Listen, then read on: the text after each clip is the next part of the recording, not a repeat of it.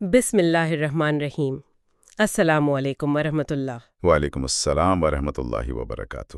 آج ہم قرآن مجید کا گہرائی سے جائزہ لیتے ہوئے سورۃ البقرہ کی آیات 8 سے 20 پر بات کریں گے۔ جی، یہ آیات ایک خاص گروہ یعنی منافقین کے بارے میں بہت اہم تفصیلات فراہم کرتی ہیں۔ بالکل، ہمارا مقصد ہے کہ ان آیات کی روشنی میں ان کی خصوصیات اور رویوں کو سمجھنے کی کوشش کریں۔ اور گفتگو کا آغاز ہی آیت 8 سے ہوتا ہے، جو کہتی ہے کہ کچھ لوگ کہتے ہیں ہم اللہ اور یوم آخرت پر ایمان لائے، حالانکہ وہ ہرگز مومن نہیں ہیں۔ یہیں سے وہ تضاد شروع ہو جاتا ہے نا؟ جی بالکل، دعویٰ کچھ اور، حقیقت کچھ اور۔ تو پہلی بات جو سامنے آتی ہے وہ یہی ہے، ایمان کا دعویٰ کرنا لیکن اصل میں مومن نہ ہونا۔ اور آیت 9 میں فوراً آ جاتا ہے کہ وہ سمجھتے ہیں کہ وہ اللہ اور مومنین کو دھوکہ دے رہے ہیں۔ مگر قرآن کہتا ہے کہ وہ صرف اپنے آپ کو دھوکہ دے رہے ہیں اور انہیں اس کا شعور تک نہیں۔ یہ خود فریبی کتنی اہم ہے یہاں۔ بہت زیادہ، بلکہ آیت 10 تو اسے فی قلوبہم مرضن کہتی ہے، یعنی ان کے دلوں میں ایک بیماری ہے۔ بیماری؟ کس قسم کی بیماری؟ روحانی بیماری، شک، نفاق، حسد، اور پھر اللہ کہتا ہے فزادہم اللہ مرضا۔ اچھا، تو اللہ نے ان کی بیماری کو اور بڑھا دیا؟ جی، ان کے مسلسل جھوٹ اور دھوکے کی وجہ سے۔ یہ ایک طرح کا عمل اور رد عمل ہے۔ اور پھر جب انہیں کہا جاتا ہے کہ زمین میں فساد نہ کرو تو ان کا جواب بھی بڑا عجیب ہے۔ آیت 11۔ ہاں، وہ کہتے ہیں انما نحن مصلحون، ہم تو صرف اصلاح کرنے والے ہیں۔ یعنی وہ اپنے فساد کو اصلاح سمجھتے ہیں۔ یہ بھی اسی بیماری کا حصہ ہے؟ بالکل، آیت 12 فوراً کہتی ہے الا انہم ہم المفسدون ولکن لا یشعرون، خبردار یہی فسادی ہیں مگر انہیں شعور نہیں، وہ لا علمی میں مبتلا ہیں۔ اور تکبر بھی ہے نا؟ جب کہا جاتا ہے کہ صحیح طرح ایمان لاؤ جیسے دوسرے لائے ہیں تو وہ فوراً کہتے ہیں آیت 13 میں انؤمن کما آمن السفہاء، کیا ہم ان بے وقوفوں کی طرح ایمان لائیں؟ وہ مخلص مومنوں کو بے وقوف سمجھتے ہیں۔ جی، جبکہ قرآن کہتا ہے الا انہم ہم السفہاء ولکن لا یعلمون، اصل میں تو وہی بے وقوف ہیں مگر جانتے نہیں۔ یہ تکبر انہیں حق سے روکتا ہے۔ پھر ان کے دوگلی فطرت آتی ہے آیت 14 میں۔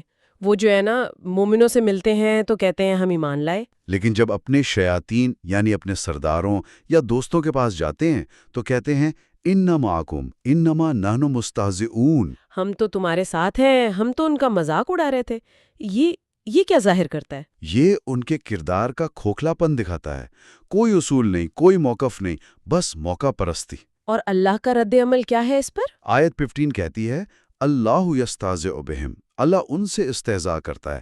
مفسرین کہتے ہیں اس کا مطلب ہے اللہ انہیں مہلت دیتا ہے، انہیں ان کی سرکشی میں بھٹکنے دیتا ہے۔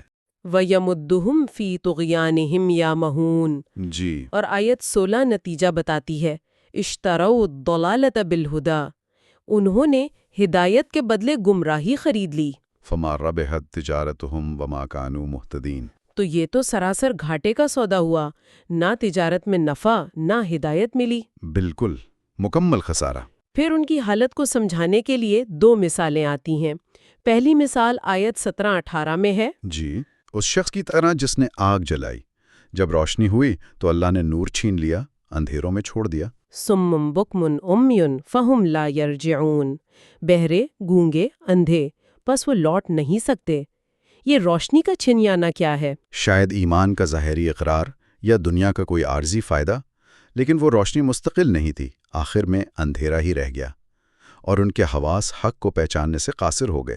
دوسری مثال آیت 19-20 وہ آسمان سے برستی بارش والی ہے جس میں اندھیرے، گرج اور چمک ہے۔ صیبن من السماء فیہ ظلمات ورعد وبرق، وہ کڑک سے موت کے ڈر سے کانوں میں انگلیاں ڈال لیتے ہیں۔ اور بجلی چمکتی ہے تو چل پڑتے ہیں، اندھیرا ہوتا ہے تو کھڑے ہو جاتے ہیں۔ جی، یہ ان کی بے یقینی، خوف اور الجھن کو ظاہر کرتا ہے۔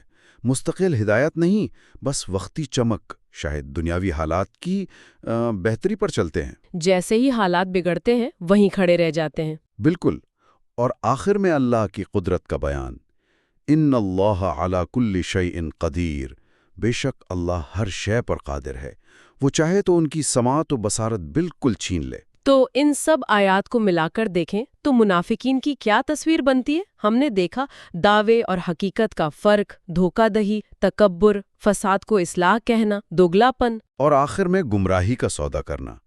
یہ سب مل کر ایک ایسی نفسیاتی اور روحانی حالت کو ظاہر کرتے ہیں جہاں انسان اپنی حقیقت سے بے خبر، تکبر اور نفاق میں مبتلا ہو جاتا ہے۔ اس میں ہمارے لیے کیا سبق ہے؟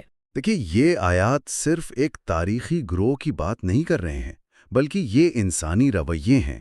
یہ ہمیں اپنی ذات میں جھانکنے کی دعوت دیتی ہیں۔ یعنی خود احتسابی؟ جی، خود احتسابی، کہ کہیں ہمارے قول و فعل میں تو ایسا تضاد نہیں، اور معاشرے میں بھی جب ہم ایسا دیکھیں تو فوراً کسی پر حکم لگانے کے بجائے سمجھنے کی کوشش کریں کہ اس کے پیچھے کیا عوامل ہو سکتے ہیں۔ غور طلب بات ہے، یہ ہمیں بہت گہری سوچ کی طرف لے جاتی ہے۔ بالکل، قرآن کی ہر آیت میں حکمت اور رہنمائی ہے، ہمیں بس غور و فکر کرنے کی ضرورت ہے۔ ہم امید کرتے ہیں کہ سورۃ البقرہ کی ان آیات کا یہ مختصر جائزہ سننے والوں کے لیے نفع بخش ثابت ہوا ہوگا۔ جی ہاں، اگر آپ کے ذہن میں کوئی سوال ہو یا آپ اپنی رائے دینا چاہیں تو کامنٹس میں ضرور لکھیے گا۔ اور اگر آپ کو یہ گفتگو پسند آئی ہو تو اسے لائک کریں اور دوسروں کے ساتھ شیئر بھی کریں۔ ہمارے چینل کو سبسکرائب کرنا نہ بھولیں تاکہ آپ آئندہ بھی ایسی معلوماتی گفتگو سے مستفید ہو سکیں۔